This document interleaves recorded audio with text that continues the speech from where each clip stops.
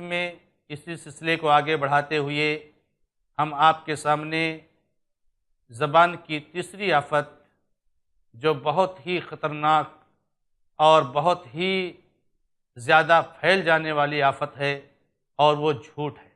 آئیے جھوٹ کے بارے میں آپ کے سامنے کچھ باتیں رکھیں۔ جھوٹ کے بارے میں آپ کے سامنے ہم 4 نکات میں انشاءاللہ گفتگو کریں گے۔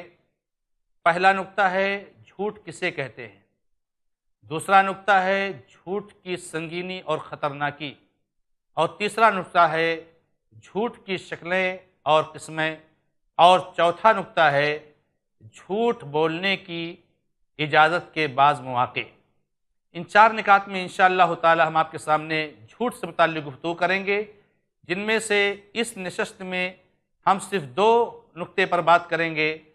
پہلا نقطہ ہے جھوٹ کسے کہتے ہیں۔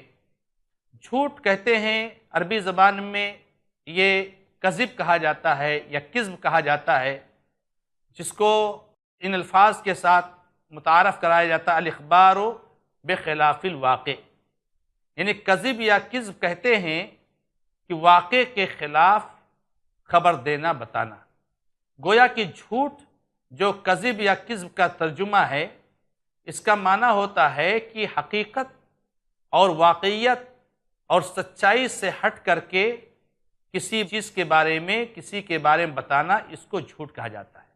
اگر آپ سچ بات بتا رہے ہیں، واقعی بات بتا رہے ہیں، حقیقت پر مشتمل بات بتا رہے ہیں تو یہ سچائی ہے، لیکن اگر واقعیت اور حقیقت سے ہٹ کر کے آپ بات بتا رہے ہیں، کہہ رہے ہیں تو یہ جھوٹ ہے۔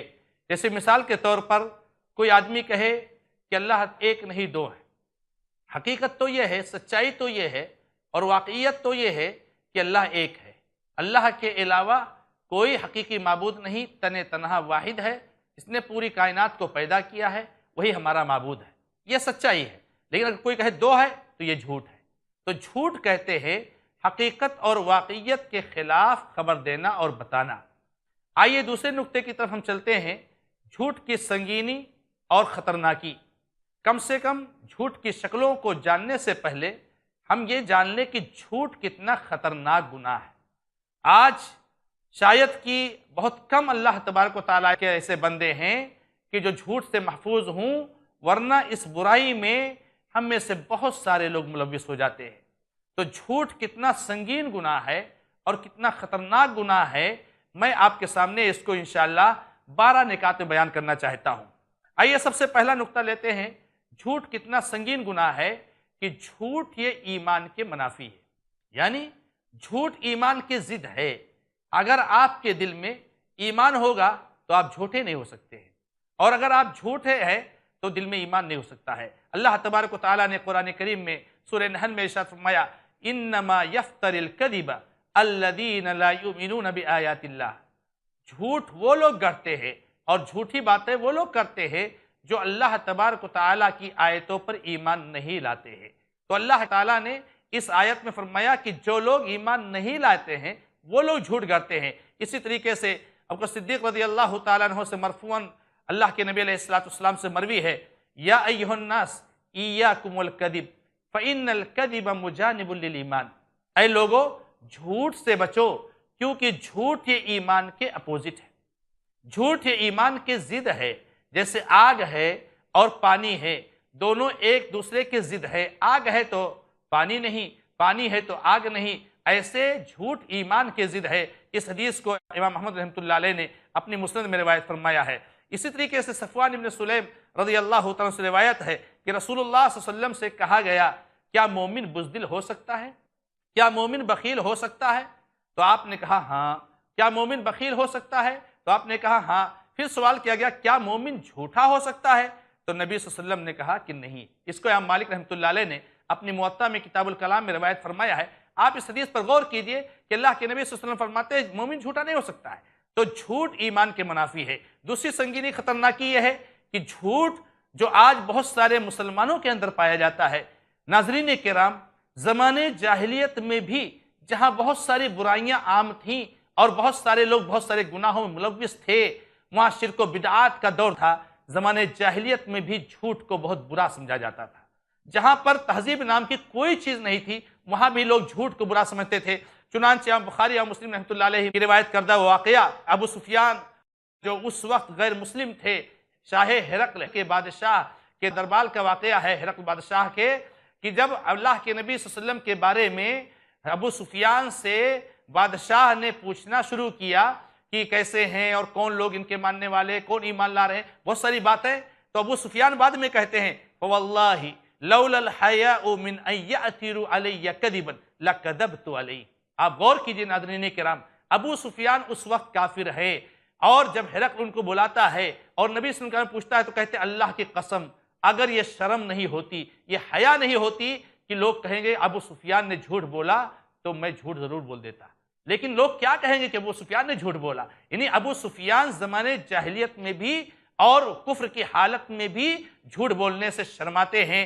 کتنا سنگین گناہ جھوٹ ہے، اس سے آپ اندازہ لگا سکتے ہیں۔ اسی طریقے سے جھوٹ کی سنگینی اور خطرناکی اس سے واضح ہو رہی ہے کہ جھوٹ اور شرک کا باہمی رابطہ ہے۔ اللہ تبارک و تعالیٰ نے قرآن کریم میں بیان فرمایا فَاجْتَنِبُوا الرِّجْسَ مِنَ الْأَوْثَانِ وَاجْتَنِبُوا قَوْلَ الزُّورِ، اے لوگو یہ بتوں کی گندگیوں سے بچو اور جھوٹی باتوں سے بچو۔ آپ سوچئے کہ اللہ تبارک و تعالیٰ اس آیت مبارکہ میں شرک سے بچنے کے لیے کہہ رہے ہیں اور جھوٹ سے بچنے کے لیے کہہ رہے ہیں۔ انس رضی اللہ تعالیٰ عنہ سے مرفوعاً روایت ہے، امام مسلم رحمۃ اللہ علیہ کی روایت کردہ حدیث ہے کہ اللہ کے نبی علیہ السلام نے صحابہ کرام سے فرمایا کہ سب سے بڑے گناہوں میں سے الاشراک باللہ، اللہ کے ساتھ شرک کرنا ہے، والدین کی نافرمانی کرنا ہے، اور اسی طریقے سے کسی جان کو مارنا ہے اور جھوٹی بات کہنا ہے۔ اللہ کے نبی علیہ السلام نے اس حدیث میں شرک کے ساتھ ساتھ جن گناہ کبیرہ کا تذکرہ کیا ہے ان میں سے ایک جھوٹ ہے، تو جھوٹ اور شرک کا باہمی ربط ہے۔ اسی طریقے سے جھوٹ میرے بھائیوں ناظرین کرام یہ منافقوں کی علامت اور خصلت ہے۔ پچھلی نشست میں ہم نے اور آپ نے سنا ہے کہ منافقین کافروں سے بدتر ہوتے ہیں، ان کا انجام کافروں سے بدتر ہے۔ ان منافقوں کی نشانی اور علامت ہے کہ وہ جھوٹے ہوتے ہیں، ان کے اندر جھوٹ جیسی بری عادت ہوتی ہے۔ اللہ کے نبی علیہ السلام نے ارشاد فرمایا، متفق علیہ روایت بخاری مسلم رحمۃ اللہ علیہ کی روایت کردہ حدیث ہے، آیت المنافق ثلاث، منافق کی 3 نشانیاں ہیں، ان میں سے ایک یہ ہے کہ جب وہ جھوٹ بات کرتا ہے تو جھوٹ بولتا ہے، جب بات کرتا ہے تو جھوٹ بولتا ہے۔ اسی طریقے سے 5واں نقطہ اور 5ویں سنگینی اور خطرناکی جھوٹ کی یہ ہے کہ جھوٹ راہ ہدایت میں رکاوٹ ہے۔ یعنی آدمی جب جھوٹا ہوتا ہے تو وہ ہدایت بھی نہیں پاتا ہے، جھوٹا ہونے کی وجہ سے وہ گمراہی میں ہی پڑا رہتا ہے۔ چنانچہ اللہ تعالیٰ نے ارشاد فرمایا قرآن کریم میں ان اللہ لا یہدی من هو کاذب کفار، اللہ تبارک و تعالیٰ اس کو ہدایت نہیں دیتا ہے جو جھوٹا اور ناشکرا ہوتا ہے۔ عبد الرحمن بن سعدی رحمۃ اللہ علیہ اس حدیث کی تفسیر میں اپنے تفسیر سعدی میں لکھتے ہیں کہ اللہ تعالیٰ نے اسے بیان فرمایا ہے کہ جس کا وصف جھوٹ یا کفر ہو اللہ تبارک و تعالیٰ ایسے آدمی کو ہدایت نہیں دیتا ہے۔ اسی طریقے سے جھوٹ کی سنگینی اور خطرناکی جو 6 نمبر پر ہے کہ جھوٹ باعث قلق و اضطراب ہے۔ جو آدمی جھوٹا ہوتا ہے وہ بے چین رہتا ہے، جو آدمی جھوٹا ہوتا ہے وہ پریشان حال رہتا ہے، جو آدمی جھوٹا ہوتا ہے اس کو سکون و اطمینان نہیں رہتا ہے۔ سچ بولنے والا سکون و اطمینان سے رہتا ہے، مطمئن رہتا ہے۔ اللہ کے نبی علیہ السلام نے حسن بن علی رضی اللہ تعالیٰ عنہ کی روایت کے مطابق فرماتے ہیں، امام ترمذی رحمہ اللہ نے اپنے جامع میں اس حدیث کو نقل فرمایا ہے، فرماتے ہیں حسن بن علی رضی اللہ تعالیٰ عنہ حفظت من رسول اللہ صلی اللہ علیہ وسلم الصدق طمانینہ والکذب ریبہ، میں نے رسول اللہ صلی اللہ علیہ وسلم سے جو یاد کیا ہے، میں نے رسول اللہ صلی اللہ علیہ وسلم سے جو محفوظ کیا ہے کہ سچائی یہ اطمینان اور سکون کا ذریعہ ہے، سچائی سے سکون ہوتا ہے، اطمینان ملتا ہے، اور جھوٹ سے بے چینی اور قلق اور اضطراب پیدا ہوتا ہے۔ ملا علی قاری رحمۃ اللہ علیہ لکھتے اس حدیث کی تشریح میں اس سے مراد کہ جھوٹ نفس کے لیے قلق اور بے چینی کا سبب ہے۔ اسی طریقے سے 7ویں سنگینی اور خطرناکی جھوٹ کی یہ ہے کہ جھوٹ تاجر کو فاجر بنا دیتی ہے۔ تاجر جو بزنس مین ہوتا ہے اگر وہ جھوٹ بولے تو تاجر فاجر بن جاتا ہے، برا بن جاتا ہے۔ چنانچہ اللہ کے نبی علیہ السلام سے مروی ہے، عبد الرحمن بن شبل رضی اللہ تعالیٰ عنہ جو انصاری صحابی ہیں روایت کرتے ہیں کہ رسول اللہ صلی اللہ علیہ وسلم نے ایک موقع پر فرمایا ان التجار هم الفجار، تاجر لوگ ہی تو فاجر ہیں۔ تو ایک آدمی نے کہا اللہ کے رسول صلی اللہ علیہ وسلم آپ ایسا فرما رہے ہیں، کیا تجارت کو اللہ نے حلال نہیں قرار دیا ہے؟ آپ تاجر کو بزنس مین کو فاجر کہہ رہے ہیں آپ، تو کیا تجارت حلال نہیں ہے؟ تجارت کرنے سے وہ فاجر کیوں ہو جاتے ہیں؟ اللہ کے نبی علیہ السلام نے فرمایا فَإِنَّهُمْ يَقُولُونَ فَيَكْذِبُونَ وَيَحْلِفُونَ وَيَأْتِمُونَ۔ اس حدیث کو مسند احمد میں احمد بن حنبل رحمۃ اللہ نے روایت فرمایا ہے۔ فرمایا نبی علیہ السلام نے کہ یہ لوگ قسم کھاتے ہیں اور جھوٹ بولتے ہیں، تو جھوٹ بولنے کی وجہ سے ایک تاجر فاجر بن جاتا ہے۔ اسی طریقے سے جھوٹ کی سنگینی اور خطرناکیوں میں سے ایک سنگینی یہ ہے کہ جھوٹ گناہوں اور جہنم میں لے جاتی ہے۔ اللہ اکبر، اللہ تعالیٰ سب کی حفاظت فرمائے۔ ناظرین کرام، غور کیجئے سنگینی اور خطرناکی پر۔ جھوٹ یہ کتنی بڑی آفت ہے زبان کی آفتوں میں سے، کہ جھوٹ میں ایک انسان کو، ایک مسلمان کو جہنم اور برائیوں کی طرف لے جاتی ہے۔ چنانچہ اللہ کے نبی علیہ السلام کی وہ لمبی حدیث یاد کیجئے جو امام مسلم رحمہ اللہ کی روایت کردہ حدیث ہے، اور دیگر محدثین نے روایت فرمایا ہے۔ اللہ کے نبی علیہ السلام نے فرمایا علیکم بالصدق فإن الصدق يهدي إلى البر وإن البر يهدي إلى الجنة وإياكم الكذب فإن الكذب يهدي إلى الفجور وإن الفجور يهدي إلى النار۔ اے لوگو، سچائی کو لازم پکڑو، کیونکہ سچائی نیکیوں کی طرف لے جاتی ہے اور نیکیاں جنت کی طرف لے جاتی ہیں۔ اور اے لوگو، وہ جھوٹ سے بچو، کیونکہ جھوٹ برائیوں کی طرف لے جاتا ہے اور برائیاں جہنم کی طرف لے جاتی ہیں۔ تو گویا کہ جھوٹ کی سنگینی اور خطرناکی یہ ہے کہ جھوٹ ایسا گناہ ہے اور جھوٹ اتنا خطرناک گناہ ہے اور ایسی عادت ہے کہ اس کی وجہ سے انسان جہنم میں جا سکتا ہے۔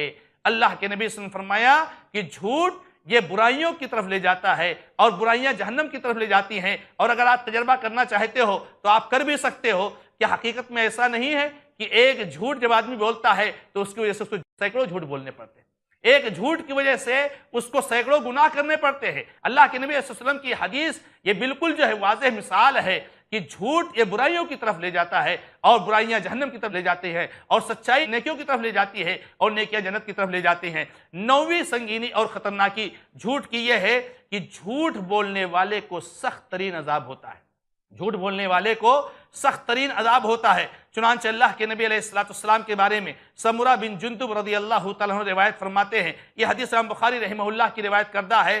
اللہ کے نبی علیہ السلام فرماتے ہیں میں نے دو آدمیوں کو دیکھا جو اللہ کے نبی علیہ السلام کو جہنم کے مناظر دکھائے گئے، جہنم کے مناظر دکھائے گئے اور جہنم میں لوگوں کو جو عذاب دیا جا رہا ہے اس کو دکھایا گیا۔ تو اللہ کے نبی علیہ السلام نے ایک منظر ایسا دیکھا کہ ایک آدمی کے جبڑے کو چیرا جا رہا ہے، جبڑے کو آدمی کے چیرا جا رہا ہے۔ اللہ کے نبی علیہ السلام نے اس دہشت ناک منظر کو جب دیکھا تو آپ بالکل دہل گئے، اور اللہ کے نبی علیہ السلام نے سوال کیا کہ اس کو یہ سزا کیوں دی جا رہی ہے؟ ادھر بھی جبڑا چیرا جا رہا ہے، ادھر بھی جبڑا چیرا جا رہا ہے، اتنی خطرناک اور اتنی سخت سزا اس کو کیوں دی جا رہی ہے؟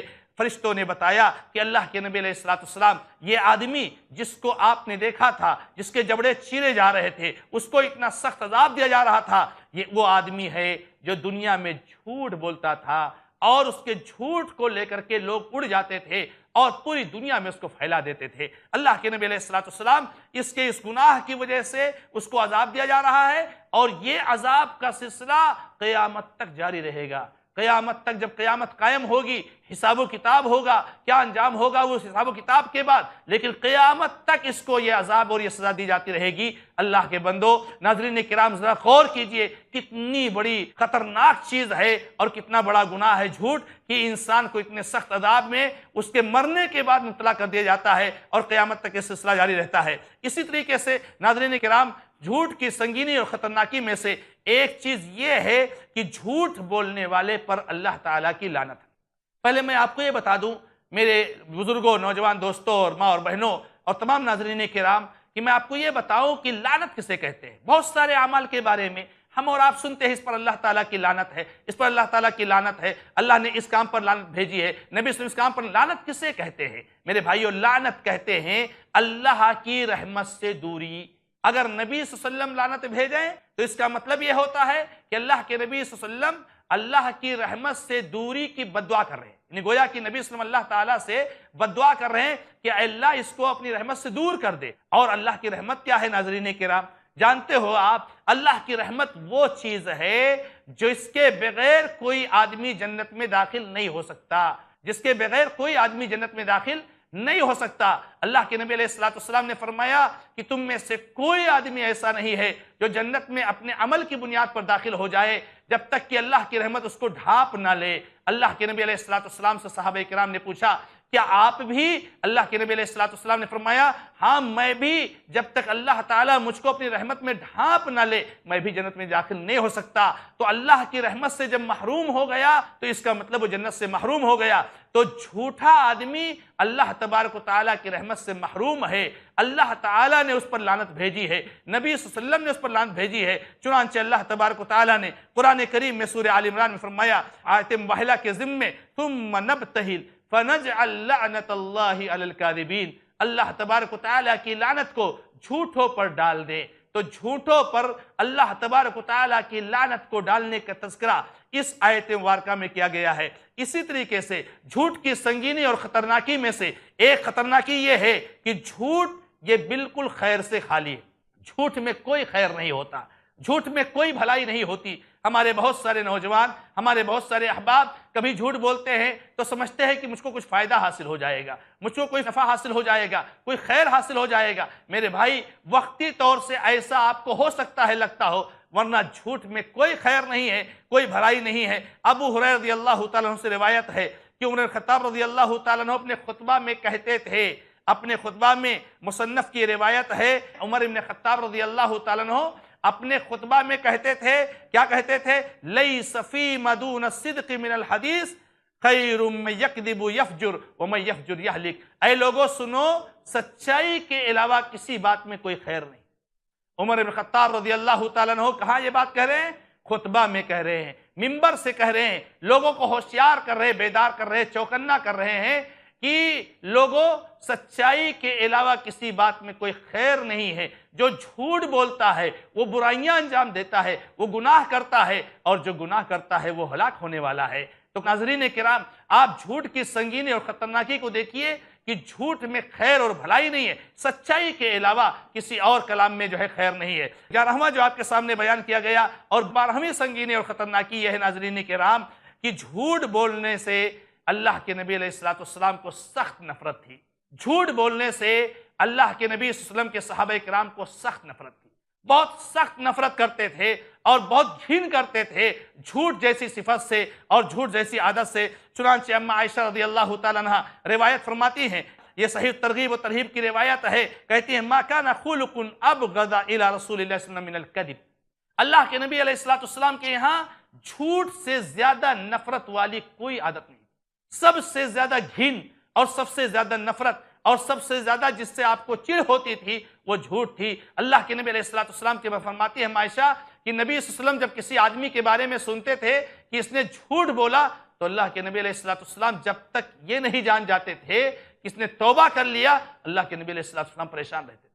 جھوٹ بولا، ایک بار جھوٹ بولا، نبی صلی اللہ علیہ وسلم کو معلوم ہو جاتا، تو جب تک وہ آدمی کا توبہ آپ کو نہیں معلوم ہو جاتا کہ اس نے توبہ کر لیا، اس عادت کو چھوڑ دیا، اللہ کے نبی صلی اللہ علیہ وسلم پریشان ہو جایا کرتے تھے۔ اسی طریقے سے صحابہ کرام کے بارے میں آتا ہے، اما عائشہ ہی بیان فرماتی ہیں کہ نبی صلی اللہ علیہ وسلم اور صحابہ کرام سب کی نگاہ میں جھوٹ سے زیادہ نفرت کسی اور گناہ اور کسی غلطی سے نہیں تھی، تو جھوٹ سے بہت نفرت کرتے تھے۔ تو نبی علیہ السلام اور صحابہ کرام اس گناہ کو سب سے خطرناک سمجھتے تھے۔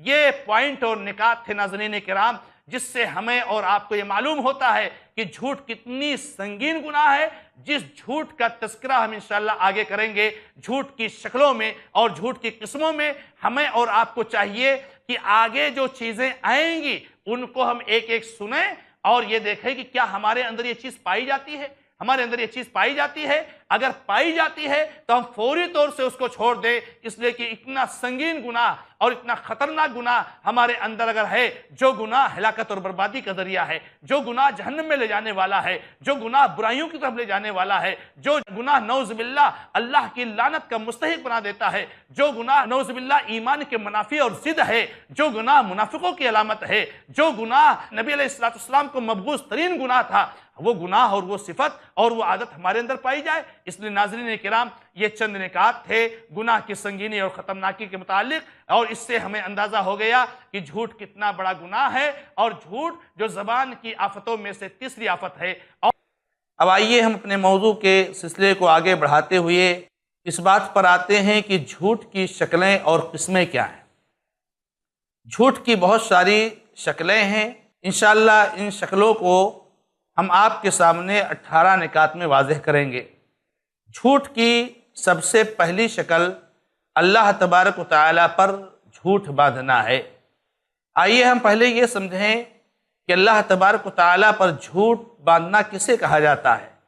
اللہ تبارک و تعالیٰ پر جھوٹ باندھنا، اس کا مطلب یہ ہے کہ اللہ تبارک و تعالیٰ کے ساتھ کسی کو شریک ٹھہرانا، اللہ تبارک و تعالیٰ کا بیٹا قرار دینا، یہ کہنا کہ اللہ تبارک و تعالیٰ کی بیوی ہے، اللہ کی شان کے منافی کوئی بات کہنا، اسی طریقے سے نبوت کا دعویٰ کرنا، شریعت الہیہ میں وہ باتیں داخل کرنا جو اس میں نہیں ہیں، اور اللہ کی طرف ایسی باتیں منسوب کرنا جو اللہ تبارک و تعالیٰ نے نہیں بیان فرمائی ہیں۔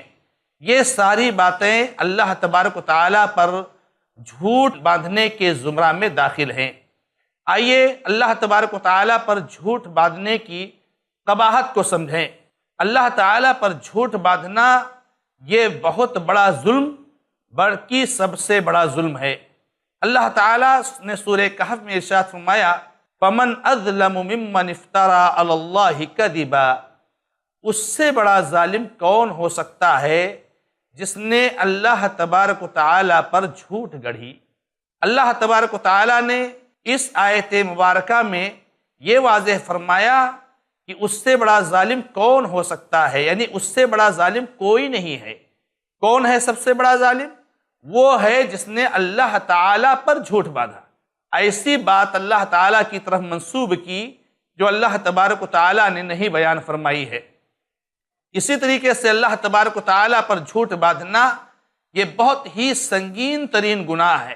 اللہ رب العزت نے فرمایا سورۃ النساء میں، انظر کیف یفترون علی اللہ الکذب وکفی بہ اثما مبینا، آپ دیکھیے یہ لوگ کس طرح سے اللہ تبارک و تعالیٰ پر جھوٹ باندھتے ہیں، اور ان کے لیے کھلم کھلا گناہ اور گنہگار ہونے کے لیے ہی کافی ہے۔ یعنی اللہ تبارک و تعالیٰ پر جھوٹ باندھنا یہ کھلم کھلا گناہ ہے، اور ایسا آدمی گنہگار ہے۔ اسی طریقے سے اللہ تبارک و تعالیٰ پر جھوٹ باندھنے کا بہت برا انجام ہے، اللہ تعالیٰ نے قرآن کریم میں اس کو بیان فرمایا ہے۔ اللہ تبارک و تعالیٰ نے ارشاد فرمایا، قل ان الذین یفترون علی اللہ الکذب لا یفلحون، اے اللہ کے نبی صلی اللہ تعالیٰ علیہ وآلہ وسلم ایسے لوگوں کے بارے میں آپ بتا دیجئے کہ جو لوگ اللہ تعالیٰ پر جھوٹ باندھتے ہیں وہ کبھی کامیاب نہیں ہو سکتے۔ تو پتہ یہ چلا کہ جو لوگ اللہ تعالیٰ پر جھوٹ باندھتے ہیں، اللہ تعالیٰ کی طرف ایسی باتیں منسوب کرتے ہیں جو اللہ تبارک و تعالیٰ سے ثابت نہیں ہے، ایسے لوگ کبھی کامیاب نہیں ہو سکتے۔ اسی طرح سے اللہ تبارک و تعالیٰ پر جھوٹ باندھنا یہ اللہ تعالیٰ کی لعنت کے مستحق ہے۔ یعنی جو لوگ اللہ تبارک و تعالیٰ پر جھوٹ باندھتے ہیں، اللہ تعالیٰ کی طرف جھوٹی باتیں منسوب کرتے ہیں، ایسے لوگ اللہ تعالیٰ کی لعنت کے مستحق ہیں۔ اللہ تبارک و تعالیٰ نے قرآن کریم میں ارشاد فرمایا، وَمَنْ أَظْلَمُ مِمَّنِ افْتَرَى عَلَى اللَّهِ كَذِبًا أُولَئِكَ يُعْرَضُونَ عَلَى رَبِّهِمْ وَيَقُولُ الْأَشْهَادُ هَؤُلَاءِ الَّذِينَ كَذَبُوا عَلَى رَبِّهِمْ أَلَا لَعْنَةُ اللَّهِ عَلَى الظَّالِمِينَ۔ اللہ تعالیٰ نے فرمایا اس سے بڑا ظالم کون ہو سکتا ہے جس نے اللہ تبارک و تعالیٰ پر جھوٹ باندھا۔ یہ لوگ اللہ تعالیٰ کے سامنے پیش کیے جائیں گے، اس وقت گواہ کہیں گے یہی وہ لوگ ہیں جنہوں نے اپنے رب پر جھوٹ باندھا۔ اللہ تعالیٰ نے فرمایا الا لعنت اللہ علی الظالمین، خبردار ہو جاؤ لوگو، اللہ کی لعنت ہے ایسے ظالم لوگوں پر۔ تو اللہ تعالیٰ پر جھوٹ باندھنا یہ اللہ تعالیٰ کی لعنت کا مستحق ہے۔ اسی طریقے سے اللہ تبارک و تعالیٰ پر جھوٹ باندھنا یہ اتنا بڑا جرم ہے کہ ایسے لوگوں کے چہرے قیامت کے دن سیاہ ہوں گے، قیامت کے دن کالے ہوں گے، اور ایسے لوگوں کو جہنم میں داخل کیا جائے گا۔ چنانچہ اللہ رب العزت نے قرآن کریم میں سورۃ الزمر میں ارشاد فرمایا، وَيَوْمَ الْقِيَامَةِ تَرَى الَّذِينَ كَذَبُوا عَلَى اللَّهِ وُجُوهُهُمْ مُسْوَدَّةٌ أَلَيْسَ فِي جَهَنَّمَ مَثْوًى لِلْمُتَكَبِّرِينَ، اور قیامت کے دن آپ دیکھیں گے جن لوگوں نے اللہ تبارک و تعالیٰ پر جھوٹ باندھا ان کے چہرے سیاہ ہوں گے، ان کے چہرے کالے ہوں گے۔ کیا جہنم میں تکبر کرنے والوں کا ٹھکانہ نہیں ہے۔ تو اللہ تعالیٰ نے اس آیت مبارکہ میں ان لوگوں کے بارے میں جو اللہ تبارک و تعالیٰ پر جھوٹ باندھتے ہیں یہ بیان فرمایا کہ قیامت کے دن ان کے چہرے سیاہ ہوں گے، کالے ہوں گے، اور یہ بات بیان فرمائی کہ ایسے لوگ متکبر ہیں، تکبر کرنے والے ہیں، اور ایسے لوگوں کا ٹھکانہ جہنم ہے۔ تو یہ چند باتیں ہوئی کہ اللہ تبارک و تعالیٰ پر جھوٹ باندھنا یہ جھوٹ کی پہلی شکل ہے۔ آئیے جھوٹ کی دوسری شکل کے بارے میں ہم اور آپ جانیں۔ جھوٹ کی دوسری شکل ہے اللہ کے بعد اللہ کے نبی صلی اللہ تعالی علیہ وآلہ وسلم پر جھوٹ باندھنا۔ اللہ پر جھوٹ باندھنے کے بعد دوسرے نمبر کا سب سے بدترین جھوٹ اللہ کے نبی صلی اللہ علیہ وسلم کی طرف ایسی بات منسوب کرنا ہے جو آپ سے ثابت نہیں ہے۔ متعدد احادیث میں اللہ کے نبی صلی اللہ تعالی وسلم نے ایسے عمل کی مذمت فرمائی ہے اور اپنی طرف جھوٹ کو منسوب کرنے کی مذمت فرمائی ہے۔ چنانچہ اللہ کے نبی علیہ السلام نے ایسے لوگوں کے بارے میں بیان فرمایا کہ جو لوگ اللہ کے نبی صلی اللہ علیہ وسلم پر جھوٹ باندھتے ہیں ان لوگوں کا ٹھکانہ جہنم ہے۔ چنانچہ بخاری اور مسلم کی روایت کردہ حدیث میں اللہ کے نبی صلی اللہ علیہ وسلم ارشاد فرماتے ہیں ان کذبا علی لیس ککذب علی احد فمن کذب علی متعمدا فلیتبوأ مقعدہ من النار۔ اے لوگوں سن لو، میرے اوپر جھوٹ باندھنا یہ عام جھوٹ کی طرح سے نہیں ہے۔ یاد رکھو، جو مجھ پر جھوٹ باندھے گا، میری طرف جھوٹ باتوں کو منسوب کرے گا، اس کو چاہیے کہ اپنا ٹھکانہ جہنم بنا لے، یعنی ایسا آدمی جہنم کا مستحق ہے۔ اسی طریقے سے اللہ کے نبی صلی اللہ علیہ وسلم پر جھوٹ باندھنا یہ بدترین جھوٹ ہے، یعنی جھوٹ کی بالکل گھٹیا قسم اور شکل ہے اور خطرناک جھوٹ ہے۔ اللہ کے نبی علیہ السلام نے فرمایا ان من افر الفرا من قال علی ما لم اقل۔ اللہ کے نبی علیہ السلام فرماتے ہیں، مجموع الزوائد کی روایت میں علامہ حاتمی رحمۃ اللہ علیہ نے جو روایت فرمایا ہے کہ نبی علیہ السلام فرماتے ہیں بے شک سب سے بڑی جھوٹوں میں سے جھوٹ یہ ہے کہ آدمی میرے اوپر ایسی بات کہے اور میری طرف ایسی بات کو منسوب کرے جو کہ میں نے نہیں کہی ہے۔ اللہ کے نبی علیہ السلام نے اس حدیث میں سب سے بڑا جھوٹ اس بات کو قرار دیا ہے کہ اللہ کے نبی علیہ السلام کی طرف ایسی بات منسوب کی جائے جو آپ نے نہیں کی ہے۔ اسی طریقے سے اللہ کے نبی علیہ السلام پر جھوٹ باندھنا، اللہ کے نبی علیہ السلام کی طرف ایسی بات منسوب کرنا جو آپ نے نہیں کہی ہے، یہ جنت سے محرومی کا ذریعہ ہے۔ اللہ کے نبی علیہ السلام نے مجموع الزوائد کی روایت ہی کے مطابق فرماتے ہیں من کذب علی نبیہ او علی عینہ او علی والدیہ لم یرح رائحۃ الجنہ۔ اللہ کے نبی علیہ السلام فرماتے ہیں جو اپنے نبی پر جھوٹ باندھے گا یا اپنی آنکھوں پر جھوٹ باندھے گا، اپنی آنکھوں کی طرف ایسی بات منسوب کرے گا جو اس نے نہیں دیکھی ہے، یا اپنے والدین کی طرف جھوٹ منسوب کرے گا، وہ جنت کی خوشبو نہیں پائے گا۔ آپ سوچئے اللہ کے نبی علیہ السلام اس حدیث میں ایسے آدمی کو جو نبی صلی اللہ علیہ وسلم پر جھوٹ باندھے، ایسی بات منسوب کرے جو آپ نے نہیں ارشاد فرمائی ہے، نبی علیہ السلام نے اس کے بارے میں بیان فرمایا کہ ایسا شخص جنت کی خوشبو نہیں پائے گا۔ اسی طریقے سے اللہ کے نبی علیہ السلام پر جھوٹ باندھنے کے تعلق سے ایک بات یہ بھی ہم دھیان میں رکھیں کہ اللہ کے نبی علیہ السلام پر جھوٹ باندھنے میں یہ بھی داخل ہے کہ آپ اللہ کے نبی صلی اللہ علیہ وسلم کی جانب سے ایسی حدیثوں کو نقل کرو اور ایسی حدیثوں کو روایت فرماؤ، ایسی حدیثوں کو بیان فرماؤ جس کے بارے میں آپ جانتے ہو کہ یہ ثابت نہیں ہے، جس کے بارے میں آپ جانتے ہو کہ یہ غلط ہے۔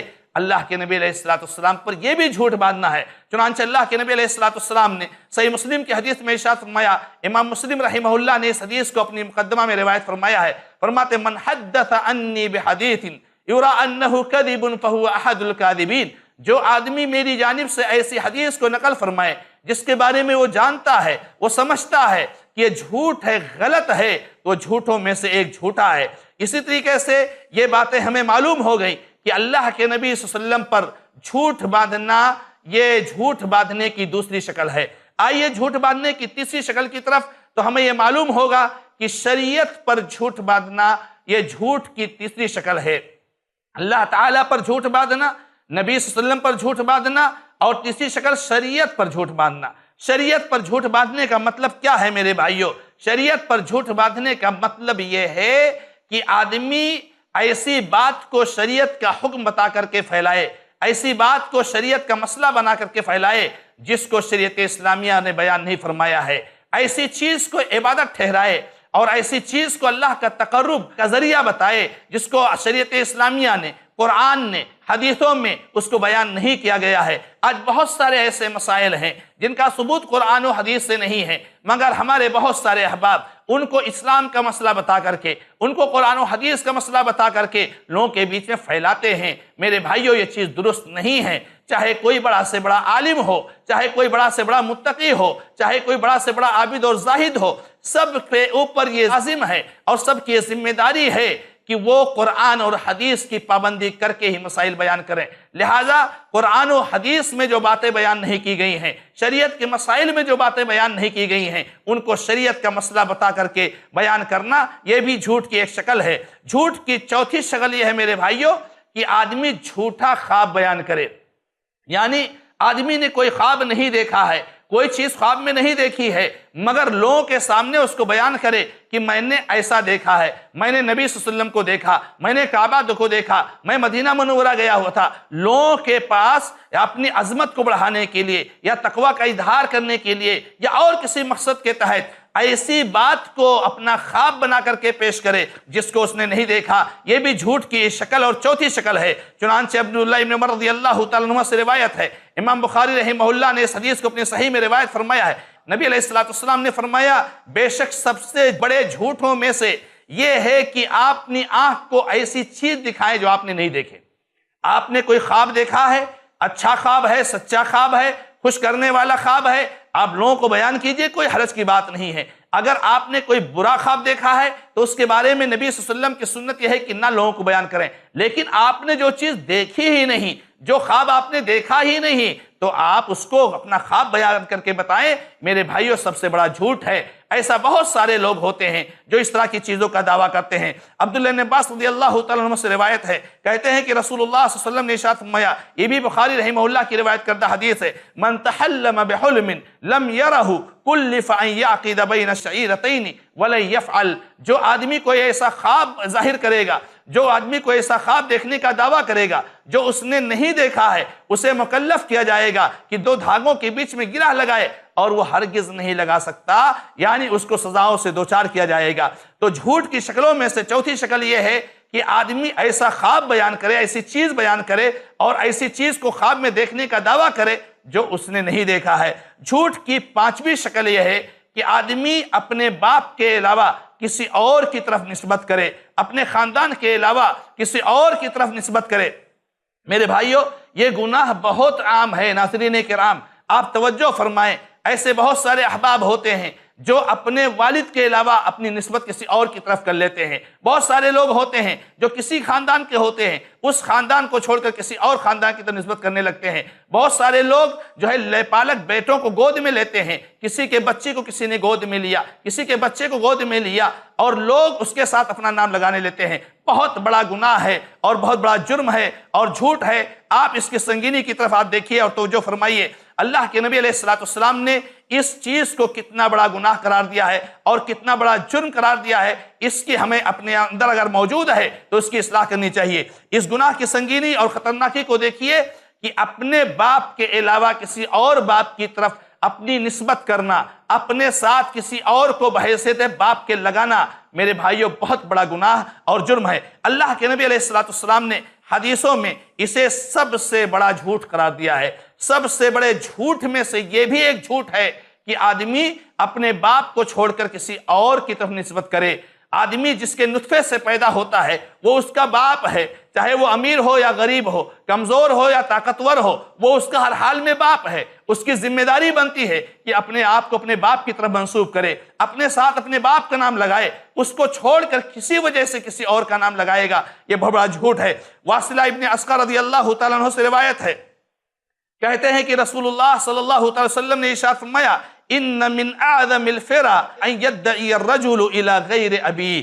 یہ بخاری کی روایت ہے، کہتے ہیں رسول اللہ صلی اللہ علیہ وسلم نے فرمایا، بے شک سب سے جھوٹوں میں سے جھوٹ یہ بھی ہے کہ آدمی اپنے باپ کے علاوہ کسی اور کی طرف نسبت کرے۔ آدمی اپنے باپ کو چھوڑ کر کسی اور کے اپنے باپ ہونے کا دعویٰ کرے، اللہ کے نبی علیہ السلام نے فرمایا یہ جھوٹوں میں سے ایک بہت بڑا جھوٹ ہے۔ اسی طریقے سے اس کی سنگینی اور خطرناکی کا اندازہ آپ اس سے لگائیے کہ اللہ کے نبی علیہ السلام نے اسے کفریہ کام قرار دیا ہے۔ چنانچہ اللہ کے نبی علیہ السلام سے روایت فرماتے ہیں، ابو ہریرہ عبد الرحمن بن صخر الدوسی رضی اللہ تعالیٰ عنہ جلیل القدر صحابی کہتے ہیں کہ اللہ کے نبی علیہ السلام نے فرمایا لا ترغبوا عن آبائکم فمن رغب عن ابیہ فقد کفر۔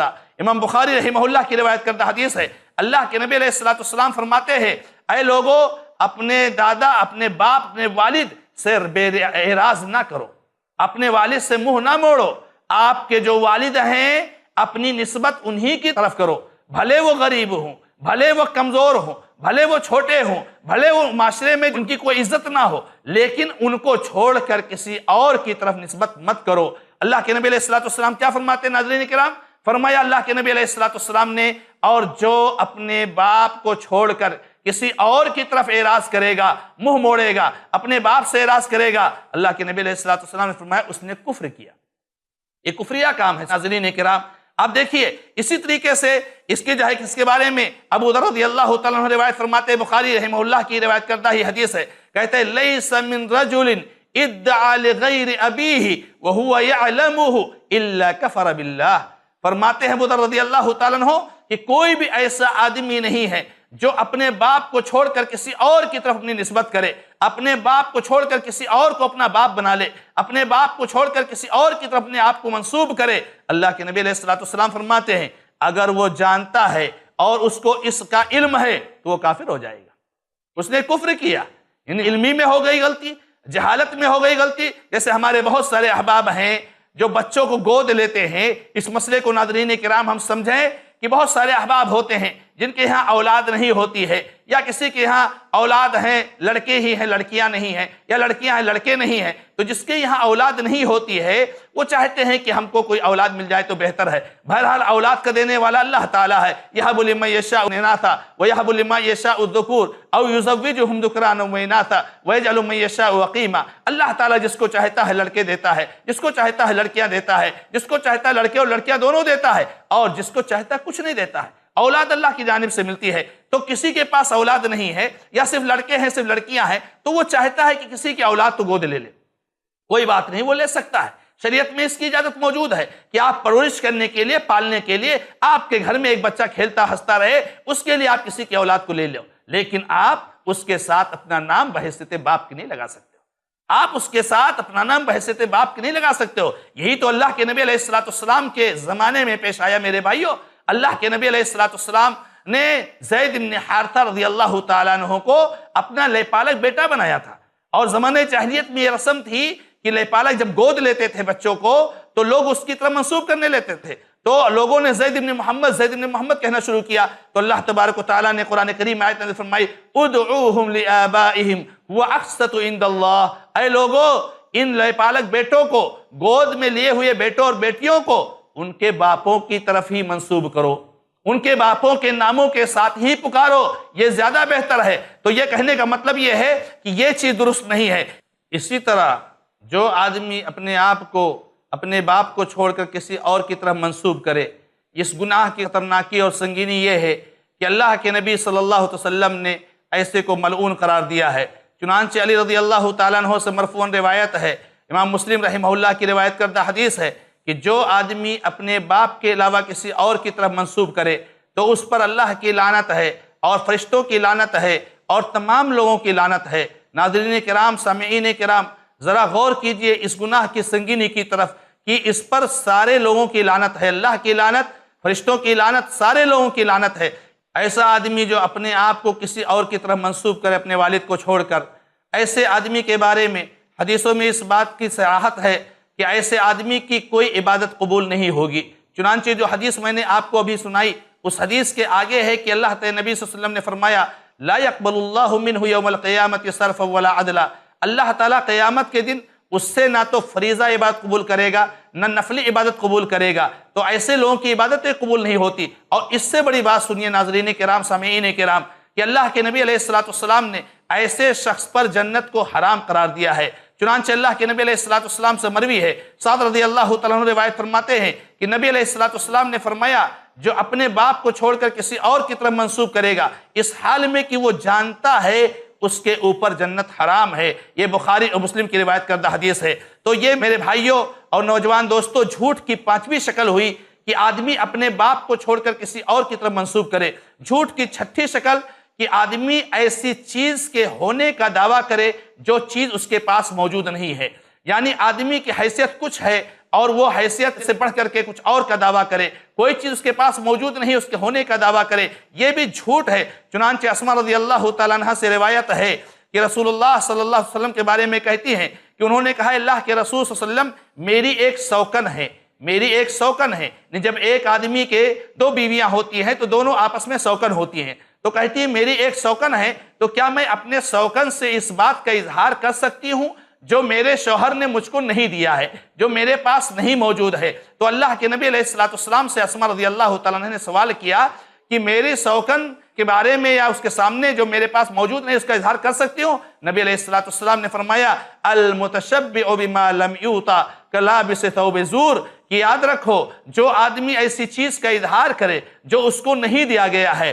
جو اس کے پاس نہیں موجود ہے، جس کا وہ مالک نہیں ہے، تو اس کا اظہار کرنے والا یہ دو جھوٹ کپڑے پہننے والا ہے۔ اہل حدیث کی تشریح کرتے ہوئے فرمایا ہے دو جھوٹ کے کپڑے پہننے سے مراد کہ مکمل جھوٹ میں ڈوبا ہوا ہے سر سے لے کر کے پیر تک۔ تو سامعین کرام، ناظرین کرام، کی ایک چھٹی شکل جھوٹ کی یہ ہے کہ آدمی اپنے پاس ایسی چیز کے ہونے کا دعویٰ کرے کہ جو چیز اس کے پاس موجود نہیں ہے۔ اس طریقے سے یہ جھوٹ کی 6 شکلیں آپ کے سامنے اس درس میں بیان کی گئیں اور اس نشست میں بیان کی گئیں، اور انشاءاللہ تعالی بقیہ شکلیں ہمارے سامنے اگلی نشستوں میں آتے رہیں گی۔ آپ سے گزارش یہی ہے کہ